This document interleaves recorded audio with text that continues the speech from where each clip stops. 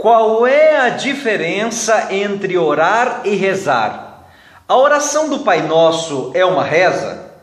O que há de exemplo na Bíblia? Como o texto que responde a essa pergunta já foi lido mais de 40.000 vezes no meu blog, eu quero deixar essa resposta aqui também no nosso canal do YouTube, para que ela possa ser útil para muita gente, porque eu acho que vai ser útil, né? Então, para ajudar muita gente, eu lhe peço que, por favor, inscreva-se aqui no nosso canal, dê um joinha para esse vídeo de hoje, compartilhe ele, para que muita gente e muitas outras pessoas possam ser beneficiadas também, beleza? Posso contar contigo? Então tá, então vamos para a resposta a essa pergunta aqui de hoje. Qual é a diferença entre orar e rezar? A oração do Pai Nosso é uma reza. O que há de exemplo na Bíblia? É o que foi perguntado, né? Bom, se nós estudarmos a origem latina da palavra rezar, nós vamos descobrir que ela traz um significado de recitar, ler em voz alta, apresentar lendo, citar, pronunciar uma fórmula, repetir, dizer de cor. Entende? E esse estudo da raiz e da significação do termo rezar, ele nos mostra que essa palavra se aplica melhor às preces prontas, de autoria de terceiros, que nós aprendemos e repetimos. Já o verbo orar, ele tem suas raízes no termo latino oro, que significa dizer, falar, de onde também se deriva o termo oral, ou seja, dito, falado. E esse entendimento se encaixa melhor com as preces na forma de uma fala, as preces na forma de uma fala, uma conversa, porque orar é abrir o coração a Deus como a um amigo. Agora, a partir de alguns textos bíblicos, nós temos hoje algumas rezas que são praticadas por cristãos que fazem desses textos as suas preces, como por exemplo os Salmos 91, 23, né? Entretanto, não há nenhuma ordem bíblica para que se tome esses ou qualquer outros textos e os decore e transforme-os em rezas, em frequente oração.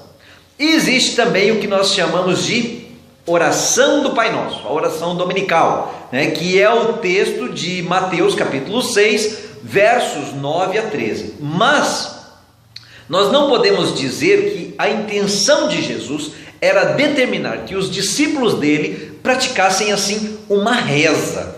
Sabe por quê?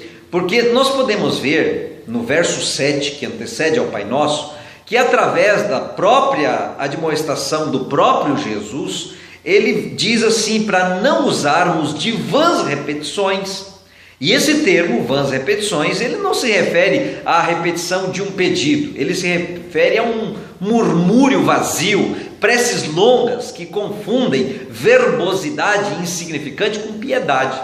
Quando Jesus disse, portanto vós orareis assim, ele não estava determinando que se repetisse sempre e decoradamente cada palavra daquela oração que ele iria proferir em seguida, que é uma oração modelo, não é? Mas orareis assim quer dizer orem com esse sentido, segundo esses princípios explicados nos versos 5 a 8, entende? E orar conforme essa estrutura e sequência da oração modelo redigida nos versos 9 a 13 aqui de São Mateus, porque a oração modelo ensinada por Jesus, ela seguia um padrão, um orareis assim, praticado naquele contexto de cultura religiosa judaica. As orações dos judeus sempre começavam com uma invocação que era seguida de 2 sessões de petição. A primeira sessão continha 3 pedidos que invocavam interesses do céu, e a segunda continha 4 interesses terrenos próprios, né? E no final sempre havia ali uma doxologia. Então, o Pai Nosso, ele se divide em 2 partes. Na primeira, após a invocação, você vê que tem aí 3 petições referentes a Deus, né? Ao seu ser, ao seu reino e à sua vontade. E na segunda parte, as petições são feitas na primeira pessoa, do plural, porque o cristão ora como membro de uma comunidade de salvos. E aqui ele pede alimento, perdão, vitória. Ele pede alimento, perdão e vitória na tentação. Portanto, no seu sentido objetivo e primário, o Pai Nosso não é uma reza, mas ele é um modelo de se construir uma oração. Você não encontra em nenhum outro lugar posterior na Bíblia os discípulos, os apóstolos e cristão nenhum rezando o Pai Nosso ou fazendo qualquer referência ao Pai Nosso. Você não tem isso, certo? Essa prática, ela passou a ser uma prática da tradição cristã que transformou o Pai Nosso numa reza, fazendo chegar até mesmo a ser uma vã repetição. Então, o que Jesus ensinou foi a oração que reconhece o governo necessário de Deus em cada aspecto da nossa vida e da sociedade.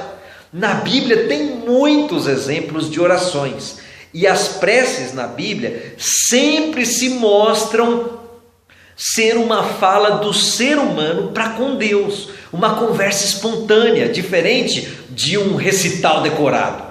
Alguns exemplos podem ser vistos nas orações de Davi, de Jonas, de Neemias, de Ezequias, do ladrão na cruz, o fariseu e o publicano da parábola, o próprio Senhor Jesus Cristo. São alguns exemplos de pessoas orando na Bíblia e de orações que estão na Bíblia.